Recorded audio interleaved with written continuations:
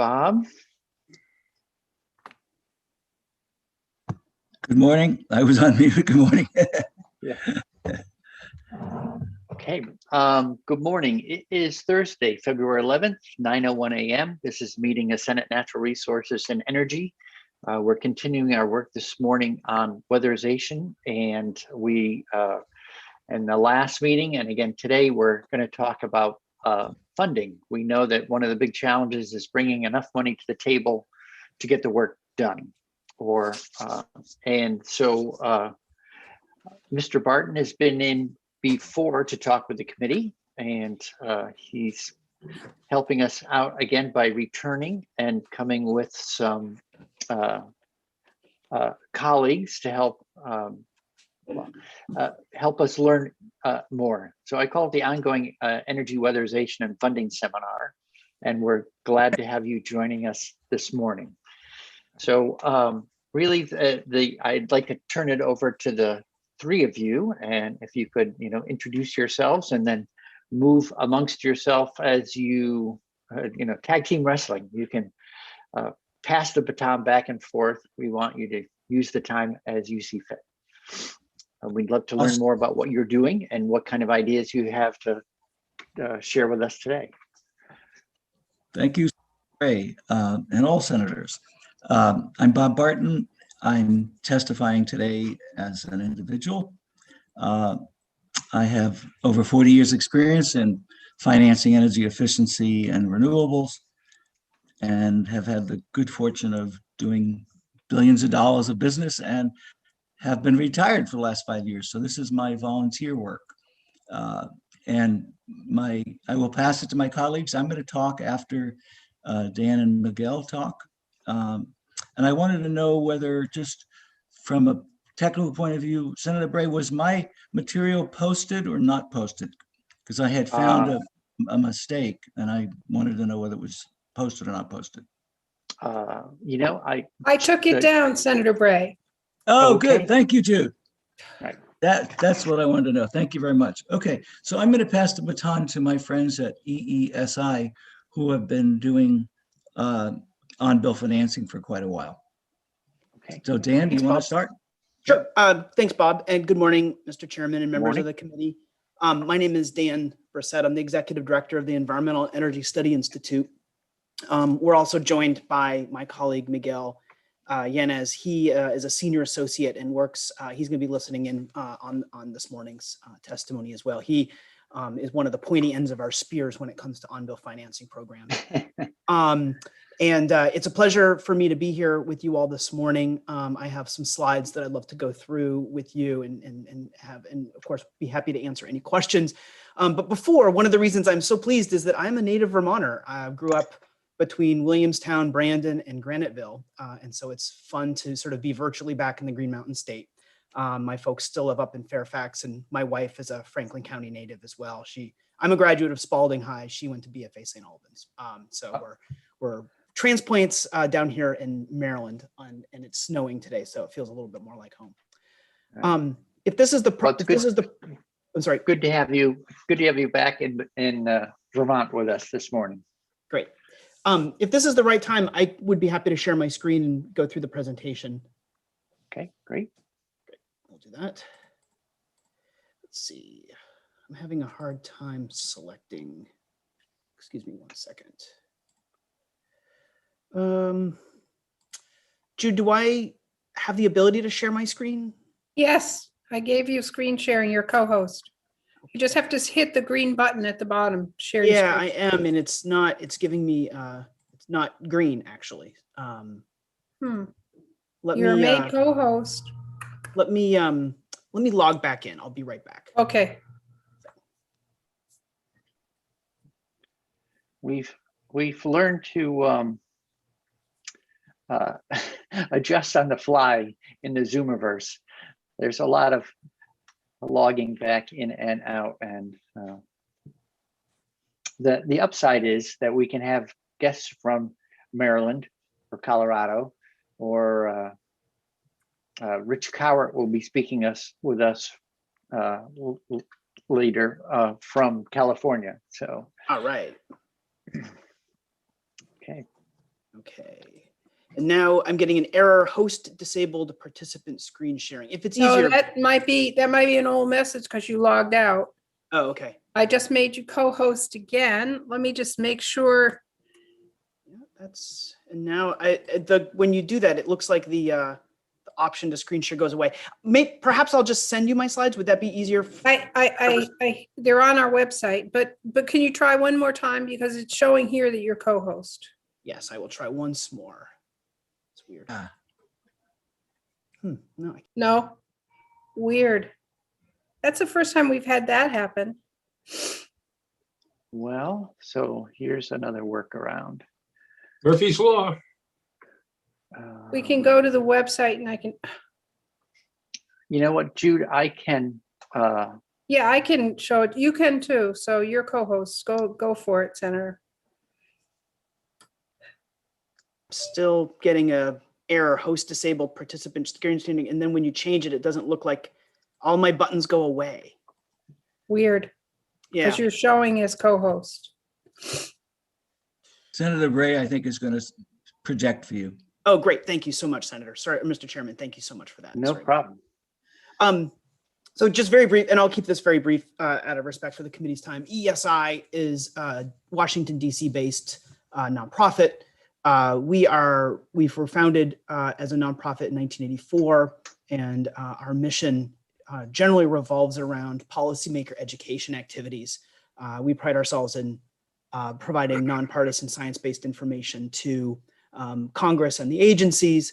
Over time, we have also evolved into offering technical assistance to rural utilities to implement on-bill financing programs.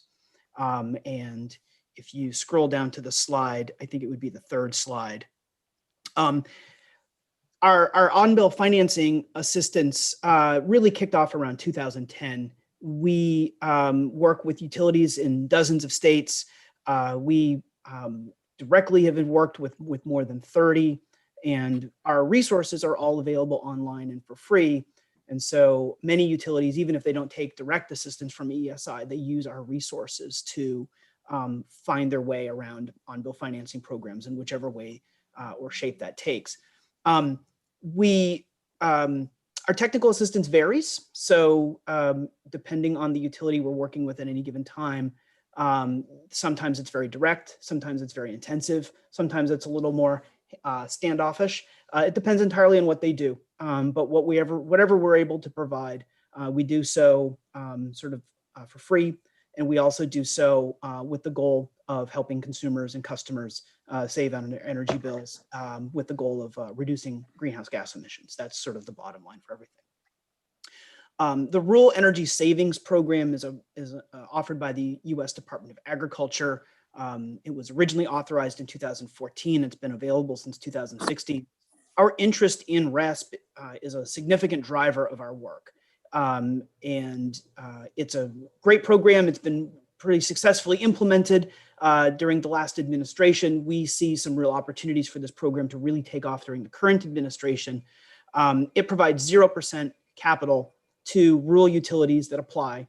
And that capital can then be leveraged into financing loan products for a wide range of measures, starting with energy efficiency, but also increasingly what you might call beneficial electrification measures, electric vehicle charging. It's really a great program.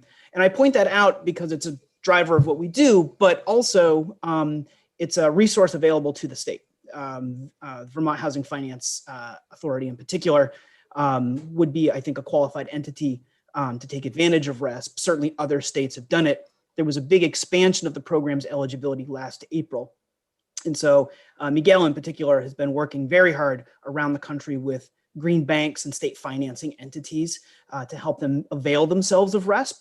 So going forward, that resource is available from EESI. We have a lot of expertise in how to get those applications. And we've so far secured about $60 million across more than a dozen utilities as that program has continued to improve and evolve. Great. Can I ask a quick Yes, of question course. there? So we heard from VHFA probably 2 weeks ago, and can you say a little more about? So I see that you say rural utilities. But when you work in a state, so Vermont has, I think it is in the small utility group, like 14 members, I think it is, plus 2 co-ops, plus the biggest player of all, Green Mountain Power. Do you end up so in this case, whatever, we have something like 17 entities to deal with. Is your work more often that you work utility by utility, or that you would think about pooling funds that all those utilities would draw on? And are they all equally eligible? Because we have this blend of municipals plus co-ops plus an IOU. Yep. Yes. So generally, it happened both ways. Before the eligibility was expanded, it's fair to say it was more utility by utility. I mentioned a few utilities a little later, and whether they're in Colorado or Hawaii or wherever, we've been able to sort of work on a utility by utility basis. Since the eligibility changed last April, and we've been working more on a statewide basis. Green banks and green bank and state financing type entities, have an ability to attract RESP capital and then deploy it sort of on a utility by utility basis. And that's, I think, I think that's a really promising opportunity going forward. One of the first programs we worked with was in South Carolina. It's called Help My House. And that was an example of 8 electric cooperative utilities that took advantage of sort of a pooled RESP loan that was pooled and then sort of distributed. So it can go both ways. These are things that would be sorted out during the application process to USDA. And the other, I think, thing that would need to be sorted out in the application process, Vermont is largely rural, but it's not entirely rural. And so the state would have to also sort of tell the Department of Agriculture where the RESP funds are being deployed so that they're meeting the rural requirements. Burlington and other places, and maybe in Chittenden County, maybe less so. But other states have done that. California in particular, Connecticut, I think, New York. Other states have had to, that are trying to accomplish something on a statewide basis, have found ways to accommodate that. Okay, great. Next slide. Sure. So this is the one with the map. Yeah. And as you can see, there are a lot of on-bill financing programs of all kinds. And we've helped many of them. The American Council for an Energy Efficient Economy estimates that there were investments in order of $300 million made in 2019 through on-bill financing programs. Some of these programs are quite old. Some of these programs have been around for decades. Others are newer. Certainly the availability of RESP over the last 5 or 6 years has encouraged a lot of utilities to take the plunge. And the flexibility that's afforded to cooperatives and sort of unregulated utilities, they've found that pretty attractive. All of these programs are a little different. And I think that's really important to note, not just in terms of the measures financed. Sometimes it's weatherization, electric appliances for sure. Also some gas appliances. We've worked with some utilities that have a gas business as well. And recently there's been this trend toward so-called beneficial electrification, building electrification, moving people away from fossil fuel powered equipment to electrified equipment. And of course, that is a logical precursor to renewable energy deployment, storage deployment, and electric vehicle charging or electric vehicle supply equipment deployment as well. The slide number 6, this one, I think there'll be multiple takeaways from today. I think 2 that I'd like to highlight here is 1, different utilities use different financing models to achieve different goals. And there is not really, there are definitely through lines across the different utilities. But even within the realm of on-bill financing, it can take different shapes and it can come in different sizes. In some programs, they use sort of a more traditional loan model. That is sort of a function of their what they're interested in doing. In some cases, we've found that can encourage larger scale capital deployment. Traditional underwriting may be attractive to certain utilities. I think what this committee has largely been hearing about and will continue to be hearing about is the use of a tariff, on-bill tariff programs that provide an alternative to debt and to loan type financing. Really, really attractive. It is a great way for, it's a great program model to build in equity considerations to help make the service, in the case of a tariff, available to lower income customers and to renters in particular. And in some cases, it comes in the shape and size of the a pay-as-you-save requirement as well. But in general, these programs can really take whatever shape the state decides or the utility decides, depending on what its goals. And the next slide, number 7. Can I ask a quick question course, about Senator, yes. that one? Thanks. So yesterday we heard from Paul Sillo, who I think you probably know, and pays with a trademark, program. And we were talking about I guess one of the things comes down to an assurance. So it works out well as long as the customer's bill declines overall, or at least is a break even while moving to a cleaner fuels or a more comfortable home. So, and I'm just wondering what your experience is with utilities so far in terms of being able to meet their performance. I don't know if we should call it a performance obligation, but performance expectations in terms of what the measures gained and what the customer actually saw netted out on their overall expenses in their apartment or home. Yep. In our experience, things turn out pretty well in terms of what the expected savings are versus what the realized savings are. Good program design puts a lot of emphasis on making sure that before measures are installed, that there's very good modeling, there's very good auditing to do everything that it can on the front end to ensure that the measures installed deliver the savings that are expected. Savings is a big part of it, but also, of course, there are other features of energy efficient equipment. There could be comfort improvements, for instance, houses becoming less drafty, quieter, all sorts of things. But in terms of the savings, which is really the driver of a lot of these projects, there are different philosophies in terms of sort of what kinds of savings thresholds are required to assure that. A couple examples. One that is very interesting is the Hawaii Green Energy Money Savers Program, GEMS. That program is focused primarily on solar, but there's a requirement for projects to also lead to 10% bill reductions. And the program has experienced really good results with that so far, and they spend a lot of time making sure that before projects are implemented, they're properly modeled and a lot of good work goes into them.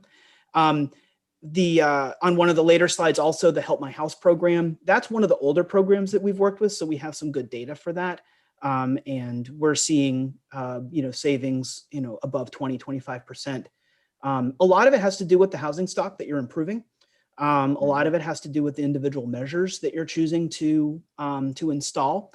And there are some that deliver very quick savings right off the bat, and I think that's a major goal.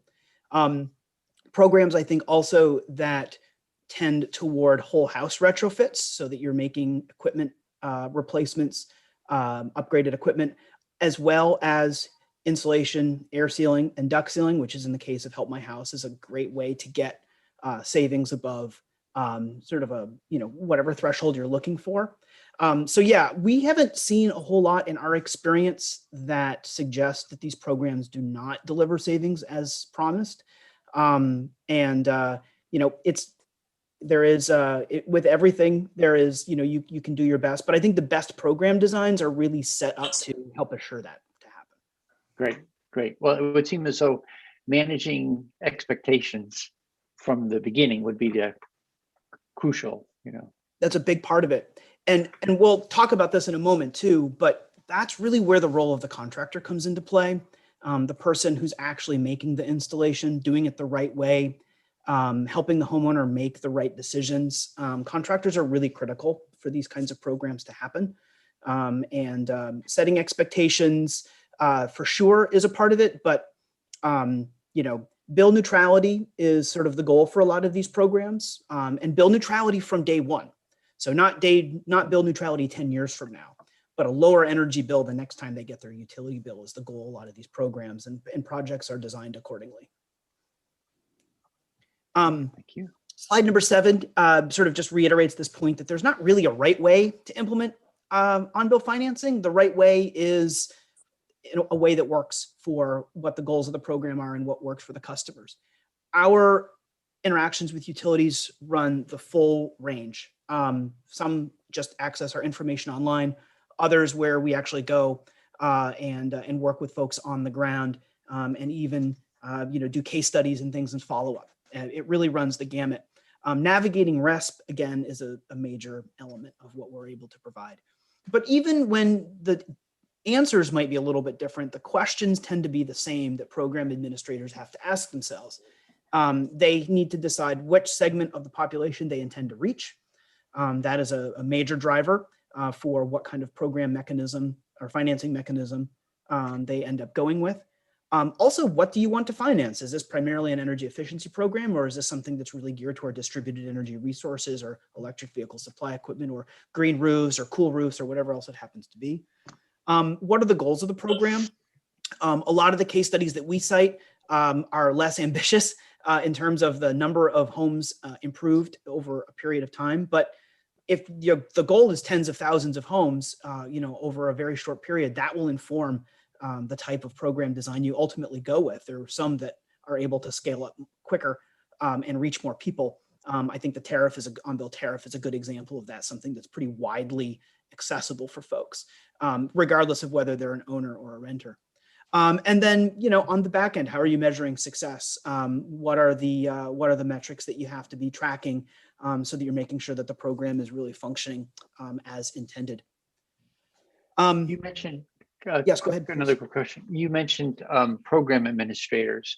Can you say a little bit about that role? Are they the utility? Are they some entity that sort of sits above and services the utilities? What do the models look like? Most of the programs that we have worked with historically have been administered by a rural electric cooperative or a municipal utility. But with the latest expansion in eligibility, that's starting to change. So the capital provider or the RESP applicant is different than the entity that's actually putting the bill surcharge or the line item, on a bill. I think there's a lot of flexibility in that. And when that question brings up a lot of things, how important is it for, capital at scale may be best done sort of at a state level or a higher level. But the bill to customer interaction is generally owned by the utility. They're used to getting the energy bill. They're used to being able to read it. The contractors are used to the program. All of these different things may tend toward having the utility be sort of on the front lines of what that relationship looks like. And you'll hear this, I'm sure, that utilities will say things like, we don't want to become a bank. Well, that's fine. They don't need to, especially in the case of an on-bill tariff where the financing is more of a utility service than a loan. And if that capital deployment is best left to another entity, that is fine, whether it's the Housing Finance Authority or another entity. Vermont has an advantage, perhaps over other states, and that is Efficiency Vermont is also there.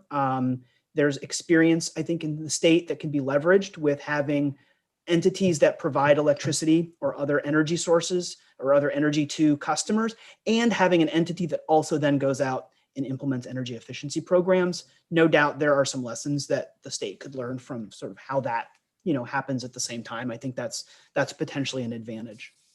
Okay, so an entity like a quasi-governmental entity like VHFA could be eligible.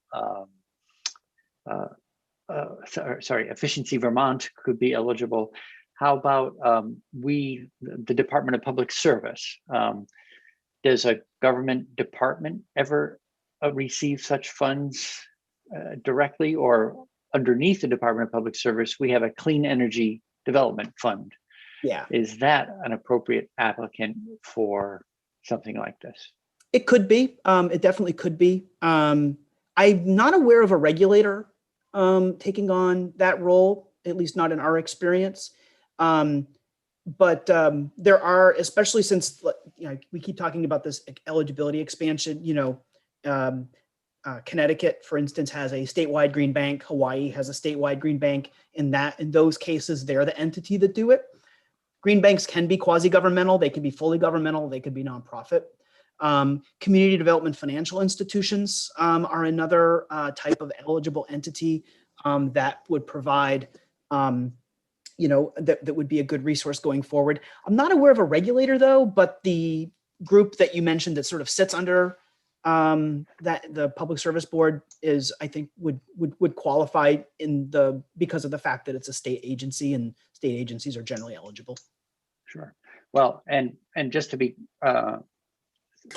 so the Public Utility Commission is separate from the department in this okay. case. So the department, for the most part, they're not, well, they have a mixed role. They are sometimes regulators. They're also consumer protection. Okay.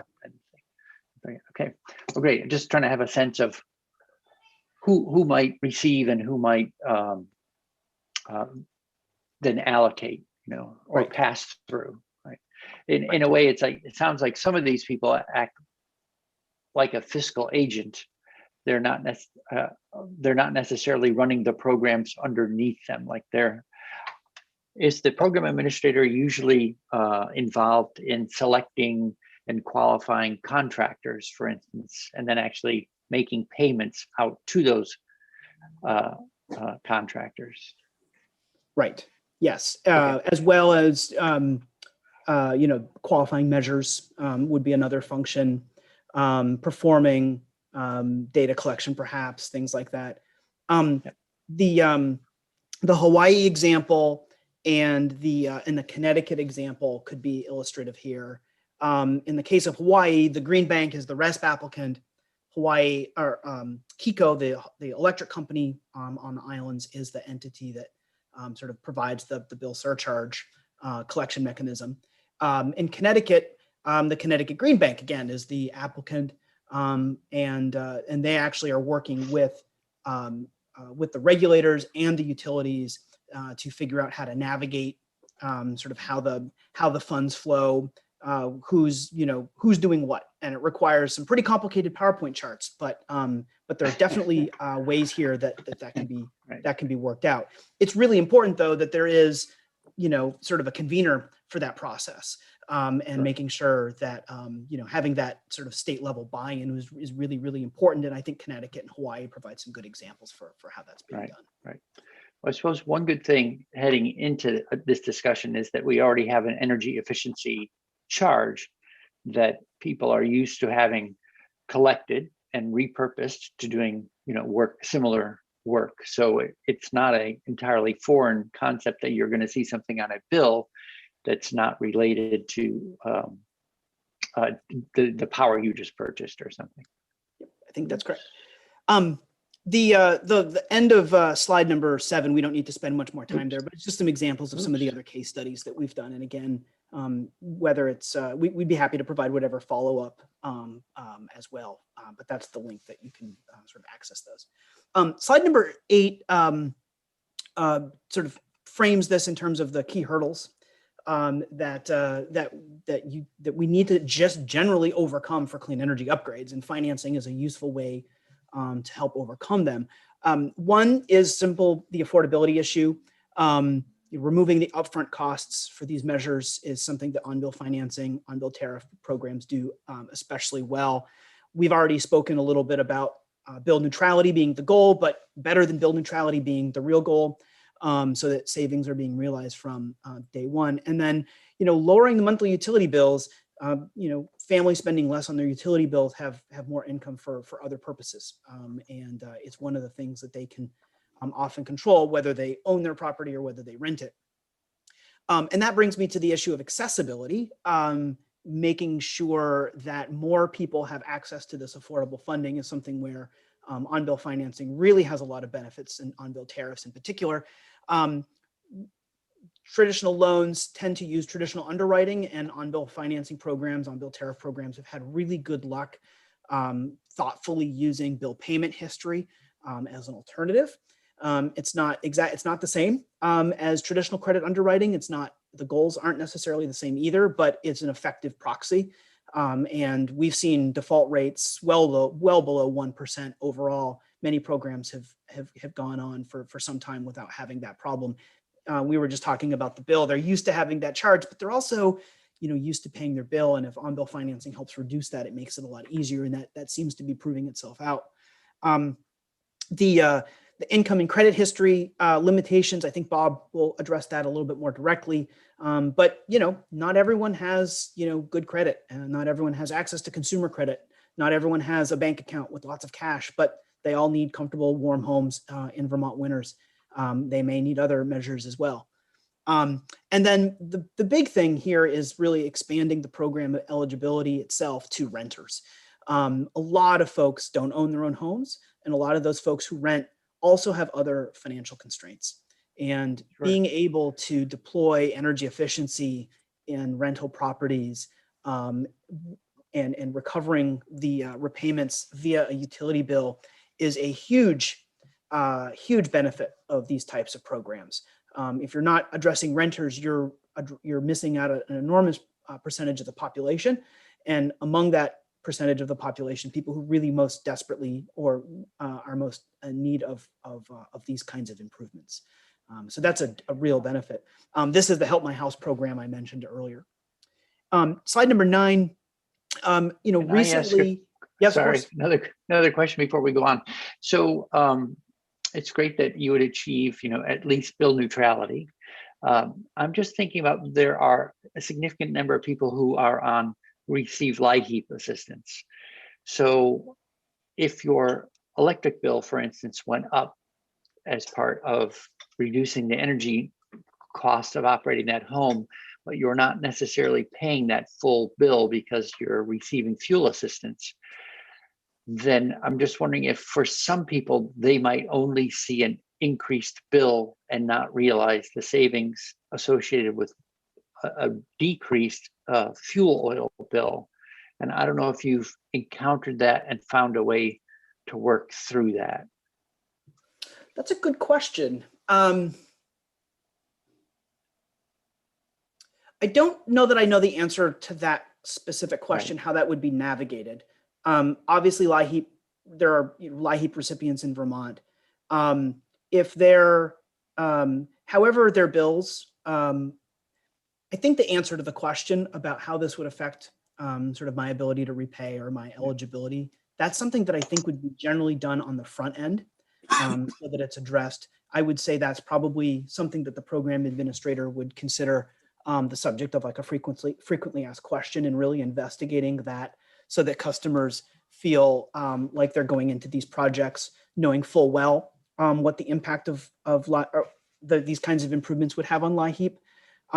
Many programs, it's fair to say, are sort of increasingly focused on switching folks away from fossil fuels to electricity.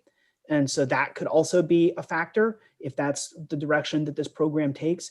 And also that involves, that's not just the fuel, but it's also the equipment.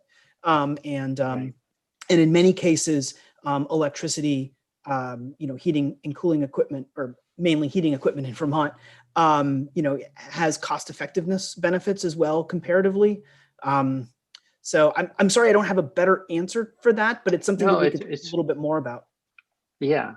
I'm just putting it on the table because it occurs to me as you're presenting. And similarly with, beneficial electrification, which we all see the advantages of.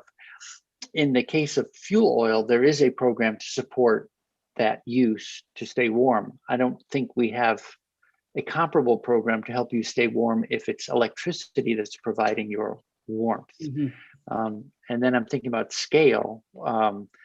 We had a report from the Department of Public Service looking at economic benefits of weatherization. And if you added state money plus private money or together on weatherization in their study, it was about $19 million that was expended. And there was positive, 33 million of savings, et cetera, et cetera, et cetera. So all to the good.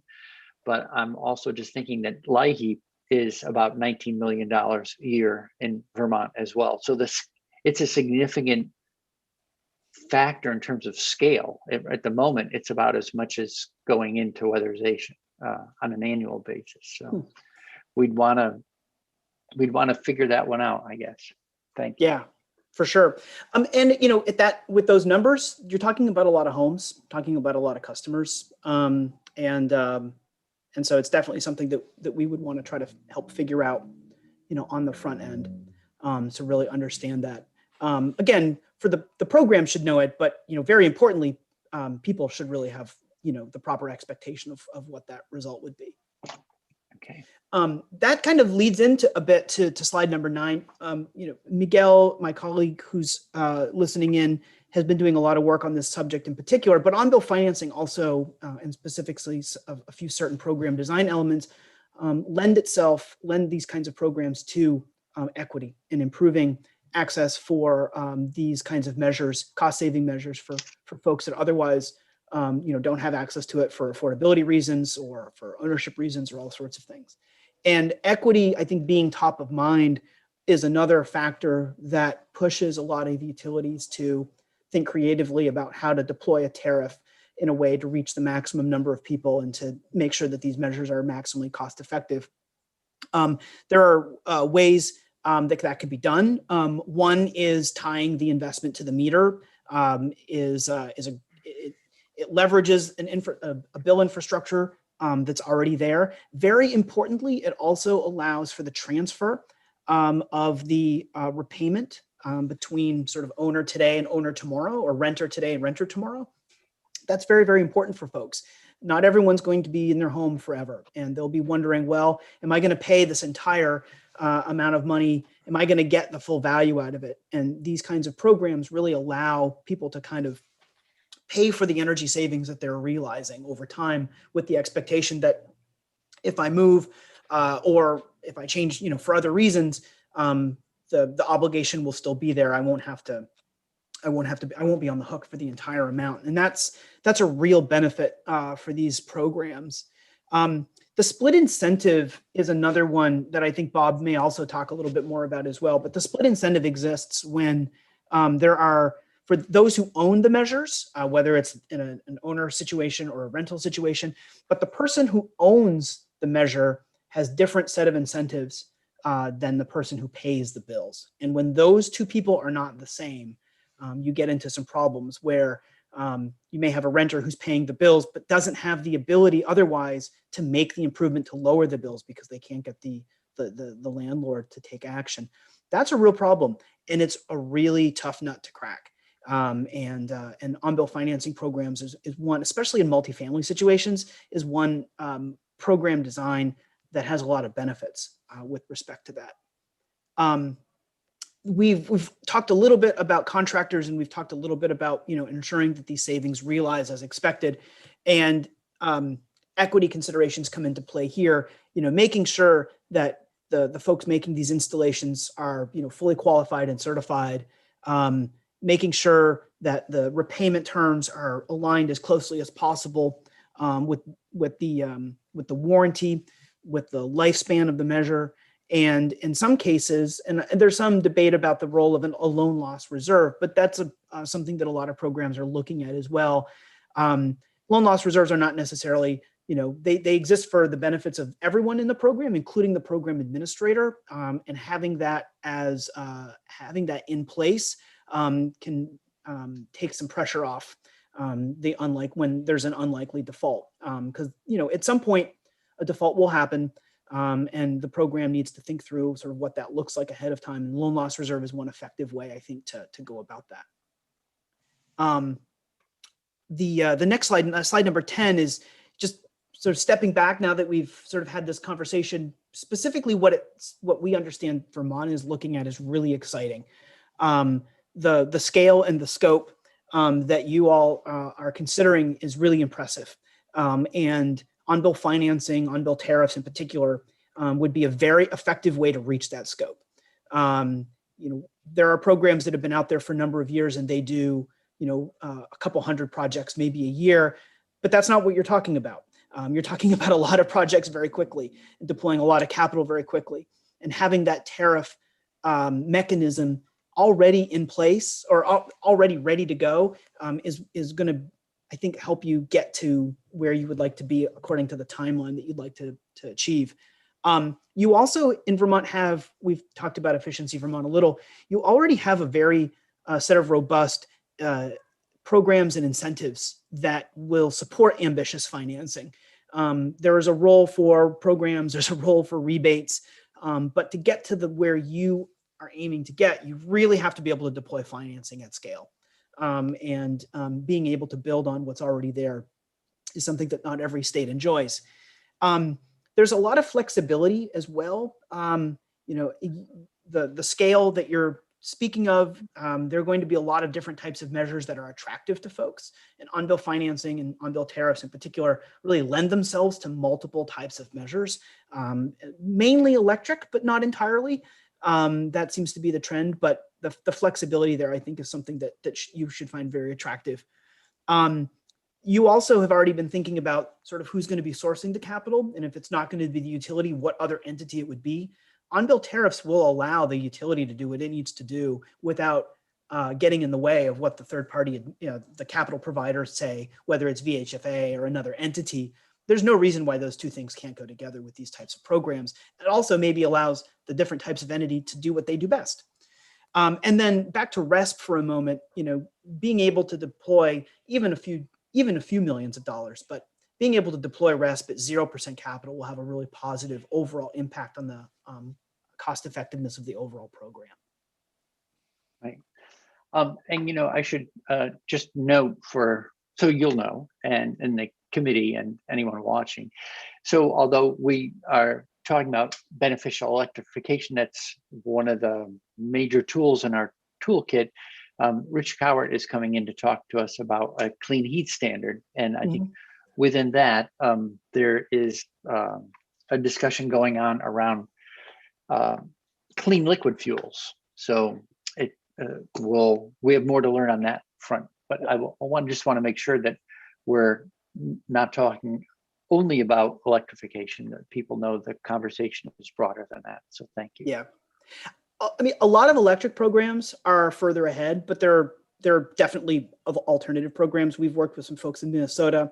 And when I was in state government in Maryland, we worked with Washington Gas. They have a pretty robust set of programs as well. So there's definitely a lot of potential even outside of electric measures. Slide number 11, and I'm worried that I'm maybe going a little over because I don't want to step on Bob's time. But I think, just very briefly, the workforce that you all have as well already in place is going to be a major driver of your success, frankly. Vermont has a pretty considerable energy efficiency workforce, thanks to having Efficiency Vermont up and running for so long. You have a stable of contractors who know what they're doing. And it's not just the technical ability of the contractors that matter, but you also have contractors who are used to selling these programs. Contractors are the marketing workforce as much as they're the technical workforce.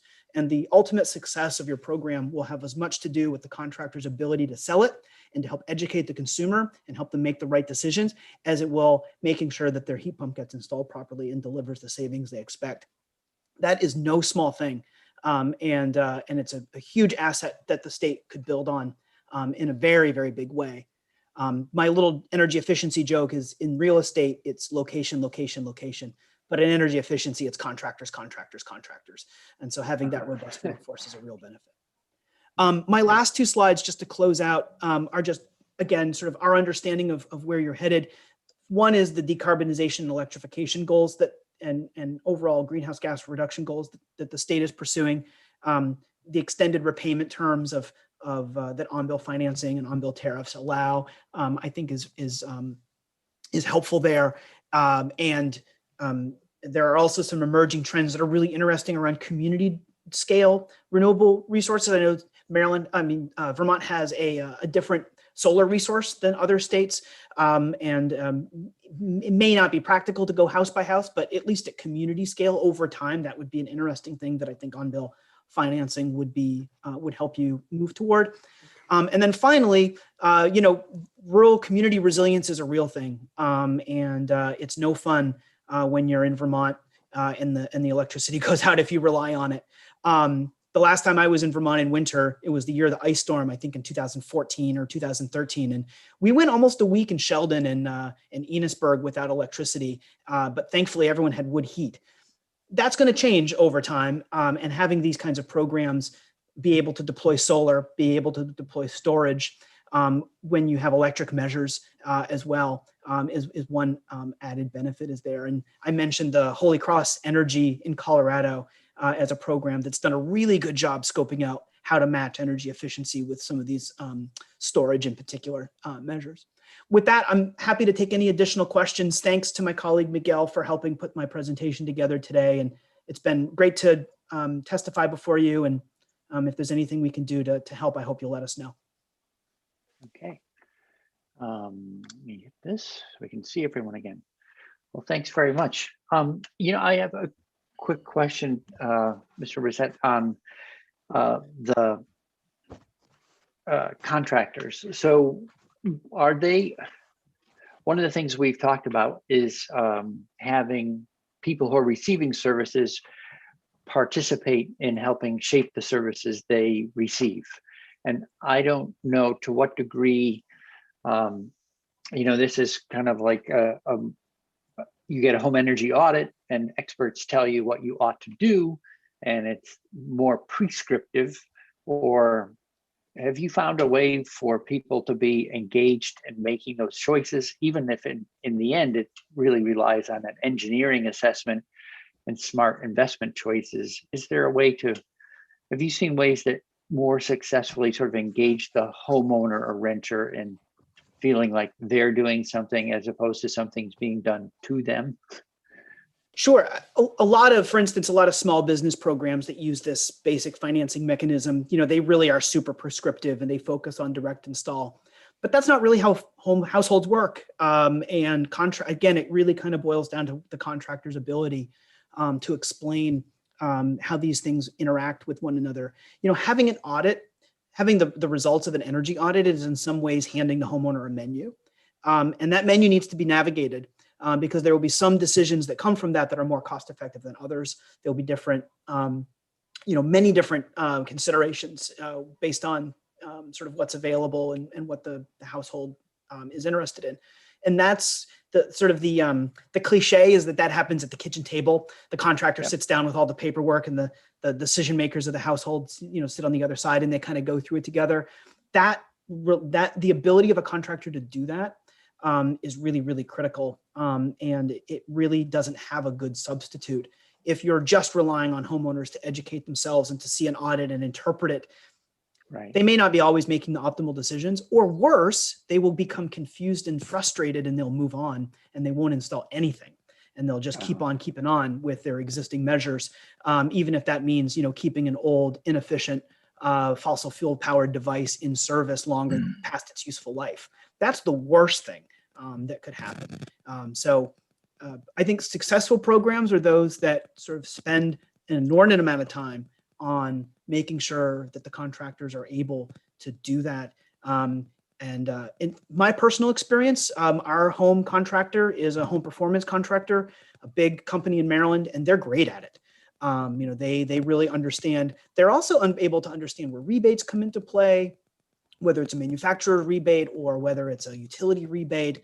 They'll handle the paperwork, they'll help with the warranty, all of those things. There's sort of countless reasons why homeowners won't do the project. A lot of things have to line up, and the contractor is really critical for that. So the best programs are the programs with the most active and engaged contractors, I would say. Great. Well, thank you. I guess I should ask one other question. We don't want to look a gift horse in the mouth. Here you are volunteering to help us figure this out. But how does that work? like how do you guys stay afloat as an organization when you just come out and volunteer and help states? That's a great question. So we're not funded by the government. Our funding comes from multiple sources. A lot of this work is funded by grants from foundations that have interests in climate policy and climate program advancement. So that's where a lot of the support comes from. But yeah, it's an available resource, and we do our best to make it, to help out whoever asks for it. And in the case of this, it's really exciting. Being on the leading edge of these programs is a great thrill for us. So and I'm happy to say we're doing pretty well. And so, there's not much risk of us dropping off the map, and leaving you all stranded. If you like our help, we're happy to continue, providing it. All right. Well, thank you. So let me look around the room and see if there are any questions from members of the committee before we go on to Mr. Barton. No, but Senator this is Campion? very helpful. Very helpful. Thank you. Okay, great. I'll just say thanks, thank Mr. you. That was good testimony. Thank you. Senator Mr. McDonald? Chair, Yes, sir. I find myself in the same dilemma that I often do, which is when we have people that really know and understand the breadth and the details and the incidents about which they speak, that they don't start out with what the problem is, and then followed by the challenges and then address them. It sort of comes up. We get the infomercial first, and we get the systematic presentation afterwards, and that's our fault for not trying to work our way through it from the beginning to the end. And this is unfair to, these people are, I think one of their things was about, if you want to market your system, you have to ask the people in the homes, what is it would they be happy to get their homes weatherized? And they say, you're damn right we would. And then you say, well, obviously a lot of you and a lot of your neighbors aren't doing it. What's the hassle that's keeping you from doing it? And when the folks tell you that, you then address it hassle by hassle with your solution. But you have to treat us like we were homeowners, because we're not the professionals that you are, and we're just as eager to get homes weatherized as you are. So being critical of ourselves, Mr. Chair, for not helping our witnesses who speak to us, who are not as sophisticated as we often pretend to be. So, or like people to think we are. So, maybe I should have saved that for after the hard work that the presentation we just got from people that are here to help us do the right thing. Well, Mr. Brissett, would you like to respond? Like if someone said, well, what's the challenge and how do you solve it? Well, the challenge of residential energy efficiency is a big one.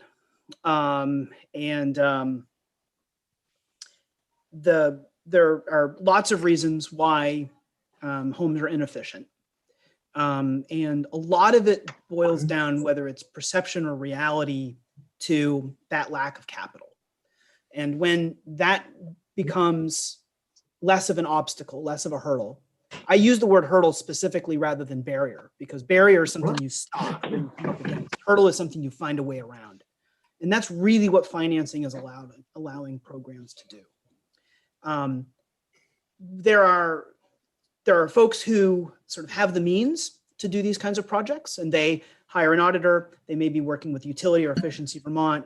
They see the audit, the contractor helps them interpret it, they do the measure, that's great. But that's a relatively small number of people. Most of the folks that you all will be working with don't realize the inefficiency that they have baked into their homes. They don't understand the range of measures. They don't understand the interplay of the measures.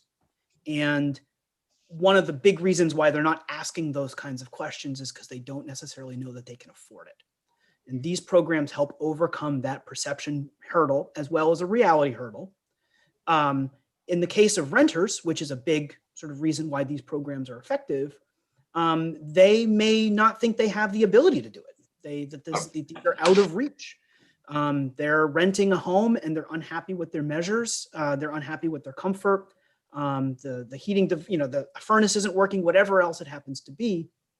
They may just not know that these things are within reach. And effective marketing, when you're opening your bill or when you're talking with your landlord or whatever it is, or you're working with a local agency and they're able to sort of communicate the benefits of these programs. There are lots of ways to reach people, and so you have to sort of consider that. So I think a lot of this ultimately boils down to getting homes, especially homes built before building energy codes were really had any amount of efficiency built into them. So homes that were built in the 80s and earlier, which is a lot of homes. Getting those homes energy efficient, let alone installed with solar and battery storage, is a major barrier. There's also lots of reasons why, even if you do know Mr. Chair, I'm having asked the question of the witnesses. What I've just heard is a logical progression, which helps me follow much more clearly what you came to share with us. And we have, our knowledge of this is better than people on other committees, but nowhere near yours. And when you kind of editorialize first and then back up to individual examples, it throws me for a loop. And what you're doing now makes a lot more, approaches it very differently and perhaps more effectively. So it's inappropriate for me to do a critique, but that's what I did. So you certainly responded quickly. Thank you. So thank you. Right. And we know we all learn and hear things in different ways. So thanks for doing it multiple ways. You're handling, you're taking care of our needs as a diverse committee. If there are no more questions for Mr. Brissett, I'd like to move to Mr. Barton. And so thank you again. And thank you. Mr. Barton, floor is yours. And I think we have a very short amount of time left, so I'll be very brief. I think you have to have another witness. Another hearing is starting, I think, at 10:15. So I'll be brief. So I'll say I'm Bob Barton. I'm testifying today as an individual. I'm the former founder and CEO of Catalyst Financial Group and the former managing director of Catalyst Clean Energy Finance. So what it means is I've been doing financing all my life, my adult life, and I'm glad to be here today. I just wanted to reinforce 2 points that were made by Dan in his presentation. One is, we can offer programs to people, but we have to try to get them to participate. And actually getting them to participate is really, really hard. So we have different choices, and one choice is we can just give them the money. That would be the equivalent of LIHEAP. Well, believe it or not, you won't even get 100% participation if you try to give people the money. You're going to get maybe 90% of the people will actually take the money. So, but when you start saying to somebody instead of saying, I want to give money away, how about I'm going to lend some money to somebody? Well, with low-income people, I can tell you over 40 years, low-income people don't want to borrow money. One, because most of them realize they can't afford to pay it, and they're just fearful of it. And I've been involved with dozens of programs that did zero interest loans to low-income people, and participation rates were abominable. I mean, down in the 5 or 10% level. And when I mean low income, I'm talking about people that are less than 80% median income, the 60% median income. You can't take blood from a stone. So that's where on-bill tariff financing actually helps. And you guys listened to Paul yesterday or the day before about PAYS. On-bill tariff, because it's not a loan, actually doesn't scare people so much because it's a utility service. And so actually low-income people could say, wow, hey, it's not a loan and I'm not going to be in debt and my bill is going to be less because you're going to be bill neutral or save them money. And if I leave my place, it's going to go to the next renter. Or if you're a seller, if you're a homeowner, it's going to go to the next home buyer. So it solves a problem about like, I do not want to take out loans. And the second thing I wanted to reinforce, and I'll say this quickly, is that we here in Vermont have quite a few people that are poor. And for those of us that are not poor, it's hard to notice it. I mean, I have to say I'm guilty of it. It's hard for me to think of it, but I can say when looking at the numbers, Vermont Housing Finance Agency publishes a report, their 2020 Vermont Housing Needs Assessment report indicated 3 or 4 statistics I was going to share with you.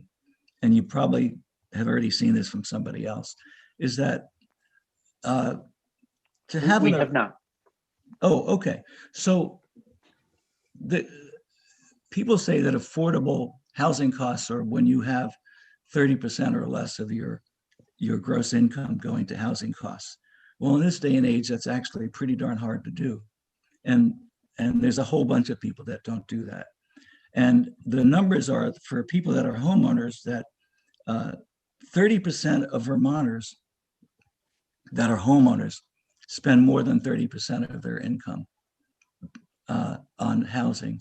And if you're a renter, and this is really the tough statistic, if you're a renter, 51% of all Vermonters that rent spend more than 30% of their income on the gross income on housing. Those are pretty big numbers. As you can imagine, if 51% of all renters spend more than 30% of their income on housing, the low income part of those renters is even higher. The percentage, I don't know what those particular numbers is, probably the Vermont Housing Finance Agency has them, but it's a big number. And so when we have those kinds of numbers, a lot of those people just can't borrow. And another thing that's really hard is that there's a government group called Consumer Financial Protection Credit Bureau. According to their stats, 1 in 10 people, which is a lot, which means a lot of people that we actually meet when we're walking down the street in Montpelier, 1 in 10 people don't even have a credit history, 0 credit, 1 in 10. And then an additional 7.5 people don't have credit scores. They have a credit history, but they don't have a credit score because their credit history is so poor. So 17.5% of Americans aren't going to get passed on credit right away just because they don't either have a credit history or credit score. It's, of course, a lot of the time, those aren't the people that generally apply for credit. They don't apply for loans because they already know that. But that is the kinds of people that are our neighbors, and so on-bill financing helps a lot with that because it uses alternative credit standards. And when you're not trying to underwrite by using a FICO score or by using debt to income ratios or all the other ratios that traditional financing uses, you're able to expand it to the people in most need. So that's what I wanted to reinforce, is that on-bill financing is very helpful for those reasons. It is not a panacea. We could create an on-bill financing program, and if we didn't have a good contractor network and EVT and good utilities, it would fail. It's not going to work. It's got to be complemented, with it is a complement to our existing network. So I don't want to give the impression that by us having an on-bill tariff program, we are going to solve a problem. We have to tie it into demand creation and really good customer service. And as Senator McDonald actually alluded to, wouldn't it be nice if we actually took the people into consideration that actually we're providing the services to, so that they have some voice in it? Thank you for letting me testify, and that's all I want to say right now. Okay, well, great. It's helpful to have that, perspective, looking at the whole thing. How does this fit into the puzzle we're trying to solve? And any other committee questions for Mr. Barton, Mr. Brissett? All right. So thank you. It's like to just respond to your last point. It's I think the exciting puzzle we're trying to solve right now, one of the toughest pieces to find and fit in has been the financing. But the PUC called in their Act 62 report what Vermont's existing resources are. They called it an ecosystem of, so maybe it's a whole collection of puzzle pieces. But the toughest one to find so far has been, how do you mobilize capital for the low income population that we want to deliver more service to? And so although we're not there yet, now I'm starting to feel like we have all the puzzle pieces on the table, and there's work to do to make sure they fit and work well together. But I'm starting to see a complete picture, and that to me is an encouraging and optimistic thing. So thank you, Senator McDonald. Yeah, how do you find the money is in some cases less than half the problem, and I think Mr. Barton, when he was talking about how you deal with people with less resources, we had a lesson, a tutorial yesterday in this committee, simply about how the challenges for people with below median income buying used cars. Oh, And yeah. we came away, it was crushing. Yeah. It was, they ask you how much you have to spend a month. And the less you have to spend a month, the longer the damn loan is and the higher the interest rate. And they're getting, no pun intended, taken for a ride, but they have no choice. And that is the bigger challenge of the biggest challenge that has been brought to us from Mr. Brissett, who testified, started from the kind of at the end, we got that starting point. And but you have reinforced what we learned yesterday on both witnesses, and that's important for us as we try and craft solutions. So yeah, well, great.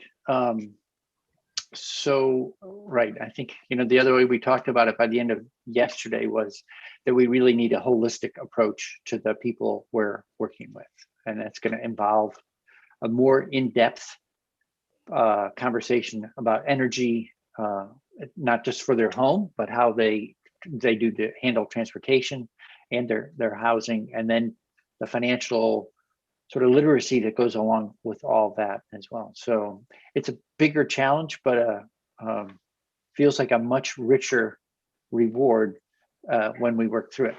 So, okay, well, thank you again for coming in and sharing with us. It's been really helpful. And committee, we will take a 12-minute break till 10:20 and reconvene, and we'll be talking with folks about, we've talked about, well, who would receive money, who would do allocations, who would monitor for performance. It's a little bit like the program administrator conversation we were having just now. So, although it's for all funding streams. So we will take that 12-minute break, see everyone at 10:20. Reminder to